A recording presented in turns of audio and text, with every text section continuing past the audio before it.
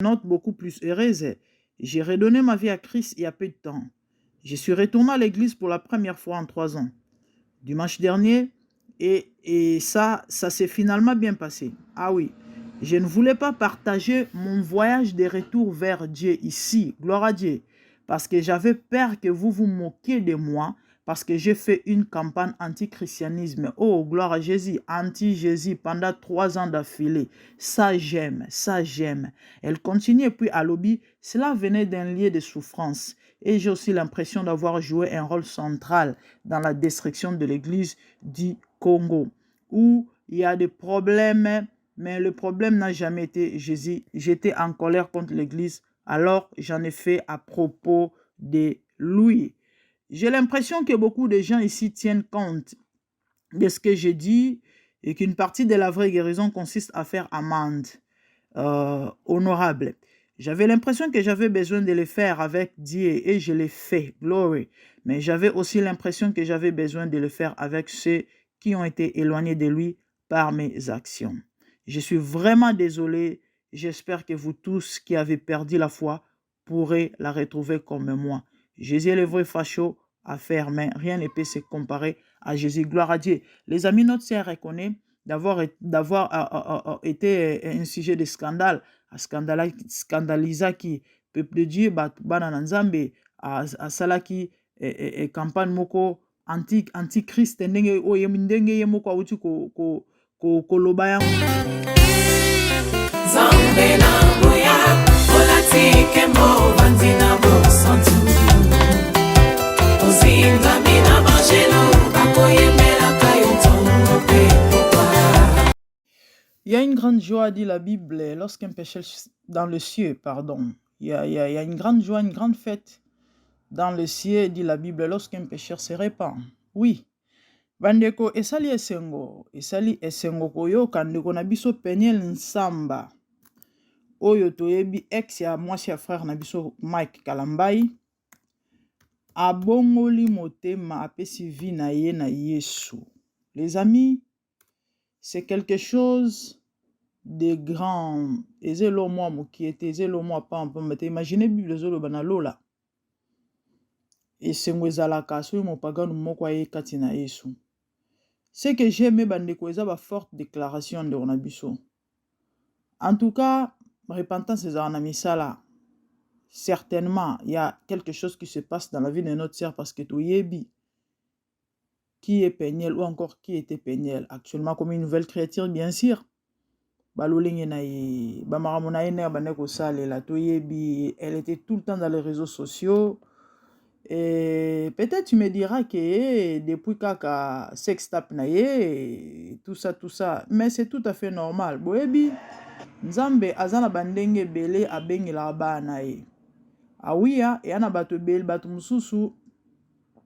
Nzambe abenga ba nzela humiliation. Et ana bato mususu nzambe abenga ba nzela souffrance. Et ana bato mususu nzambe abenga ba nzela maladie. En fait, ezalaka bongo. Ce que ça à cause ou à partir à sextape de gonabiso a joie qui conscience. Gloire à Dieu. Gloire à Dieu. Yango balobara quelquefois le malheur est bon. Bandeko, Nzambe azwa lokumu. Nzambe a sanjolama. Moi, ça me fait un grand plaisir. Plusieurs mois passés, ou encore plus ou moins 3 mois passés, dès 3 mois, et nana sala émission moko ya prophétie moko. Ya prophétie moko. Et servante de Dieu moko prophétesse moko apesaka ndeko na biso Peniel na ndeko Mike na ndeko Zawadi ki Nzambe azali na posa na bango babongola mitema. Oui, la prophétie n'était pas molai, ezali kaka Nzambe azali na posa na bango et nalinga na sala yango émission yango des fois na vie so penser au sala lelo ko hésitera te. La hésitation, oubli, négligence. Et ça, là, na émission. Si je l'avais fait, en tout cas, il n'y a bien. Il n'y a un impact, moi, penza mususu quoi. Il n'y a moi et c'est moi penza ya malamu mingi. Mais bon, gloire à Dieu, que voulez-vous? Et c'est le cas qui, mais à motu eza que notre sœur a commis, moi na Nzambe a commis chrétienne. Certainement, bongo liboso azaki nani. Non, non, non, non, non. J'ai suivi personnellement émission, déclaration de Onabiso Peniel. Et précisément, je me rappelle tant à Utaka, Canada, ceux qui États-Unis, ceux qui Canada, bisika Vandaga. Et avant bakanga na aéroport. Nalandaka émission et ande Onabiso Moko, alobi que elle croit que Dieu existe, ande Makinza Bazali. Mais être chrétien, né de nouveau, ndenge bato bazwelaka yango, ses parents, c'est vrai, papa na aza pasteur, maman na ye aza mosali na nzambe, mais ye eza eloko, eza casquette na ye te, eza eloko oyo ye personnellement akumbela yango ndenge bato mosusu bazwela yango wana te, ye ayebiki nzambe azalaka na ye, mais bamakambo mosusu oyo se ndenge bato bazwelaka nde bato basalela yango antuka wana eza business na ye te, ndeko na biso azali clair na bapropos na badéclaration na ye, eza partir ya émission wana ndenga personnellement na banda su kojuge Peniel te.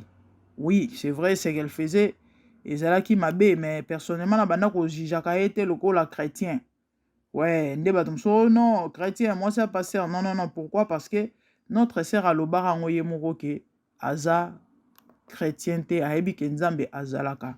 Mais eza esengo lelo koyoka ndeko na biso changer identité kaka ndenge toyebi ndeko na biso Mg 30 oyo toyebaka na komba Mg 30 akoma lelo Sœur Maria,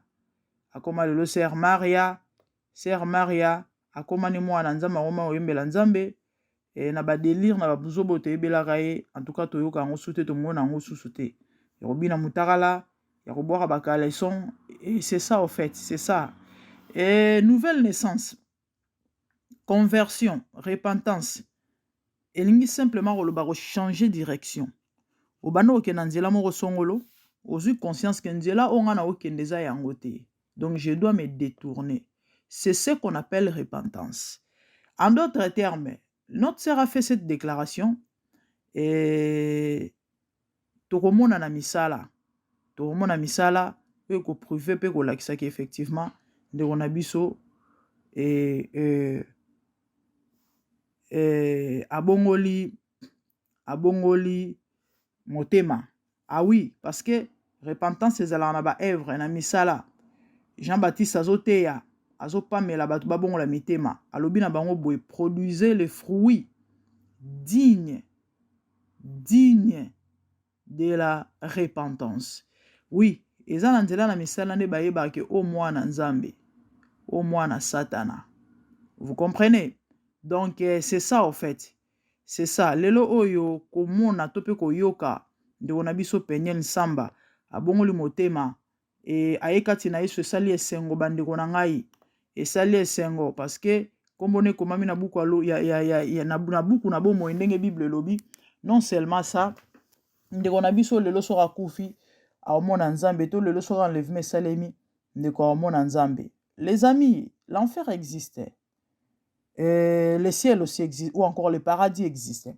Avant Tomeka koloba juste en quelques mots du ciel, je sais pas, du paradis, de l'enfer, et totanga moke déclaration de Konabiso Peniel, totanga déclaration de Konabiso Peniel par rapport à conversion na ye.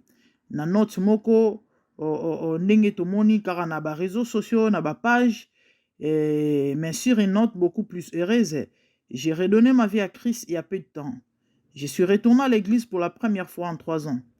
Dimanche dernier, et ça s'est finalement bien passé. Ah oui, je ne voulais pas partager mon voyage de retour vers Dieu ici, gloire à Dieu, parce que j'avais peur que vous vous moquiez de moi, parce que j'ai fait une campagne anti-christianisme. Oh, gloire à Jésus, anti-Jésus pendant 3 ans d'affilée. Ça, j'aime, ça, j'aime. Elle continue et puis à lobby, cela venait d'un lieu de souffrance. Et j'ai aussi l'impression d'avoir joué un rôle central dans la destruction de l'église du Congo, où il y a des problèmes, mais le problème n'a jamais été Jésus. J'étais en colère contre l'église, alors j'en ai fait à propos de lui.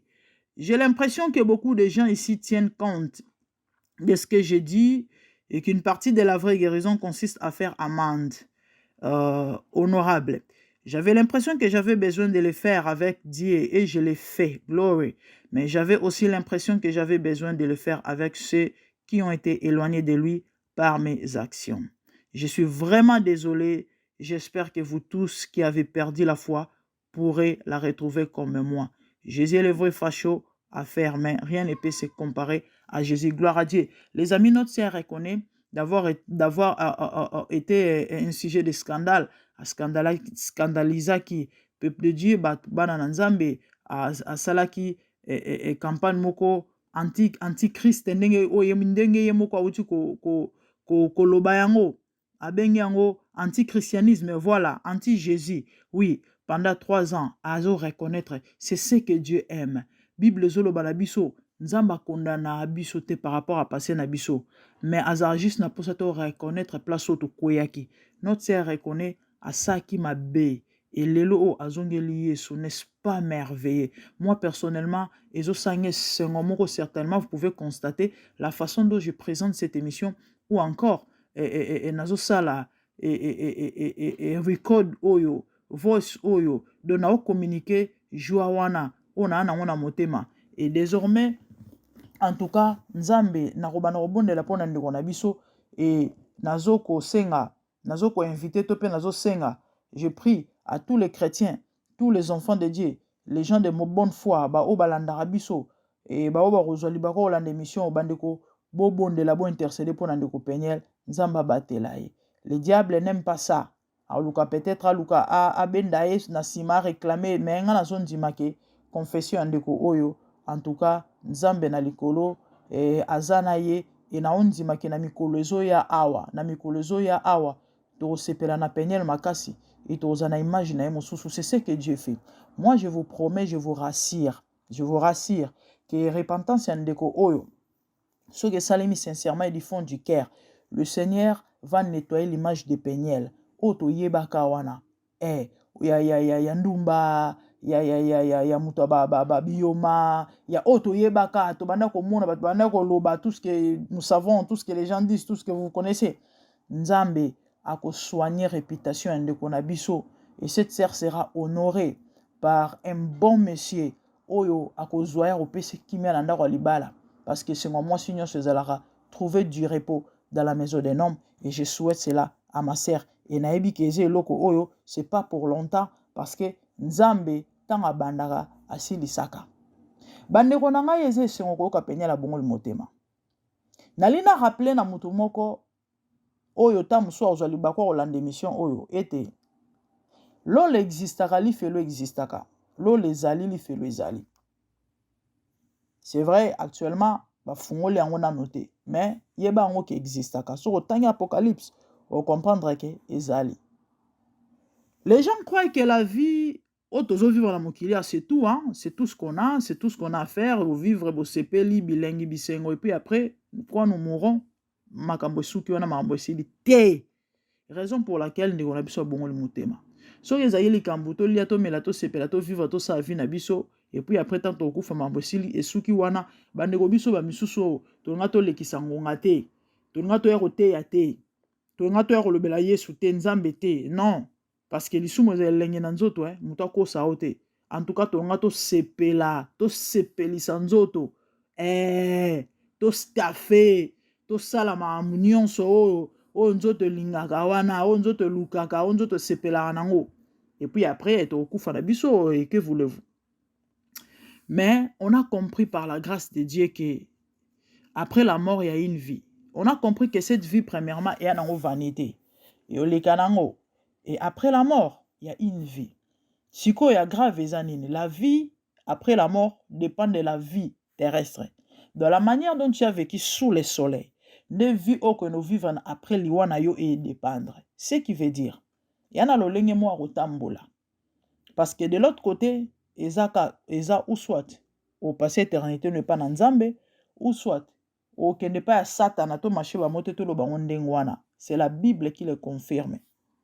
Muto animeli Yesu, muto atambusami kolandisa mama komi na nzambe, aokene na repos éternel. Mais mutu o a vivre na mokili o selon ba plaisir à monde. Aoke mona nzambe te.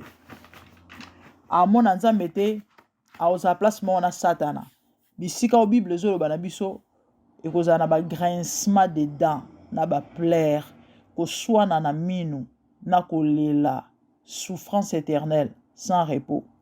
Vous comprenez? Esengo nzambe eza mutu akota kuna akende kuna te, esengo nzambe eza mutu azala na repos na esika malamu. Yango nakoya korapele mutu moko ozolanda ngai opesi na vino na Yesu te, tia vino en ordre, ndimela Yesu etambusama na kolandisama na baprincipe na ye. Yo okendaka église, yo olobaka wa mwana nzambe, rassure-toi ozohonore kombo ya Yesu wana en faisant o nzambe osepela nango. Parce que Bible zoloba na biso, ce ne sont pas ceux qui me disent ou encore ceux qui me diront Seigneur, Seigneur, entreront tous dans le royaume des cieux ou encore dans le royaume de mon Père.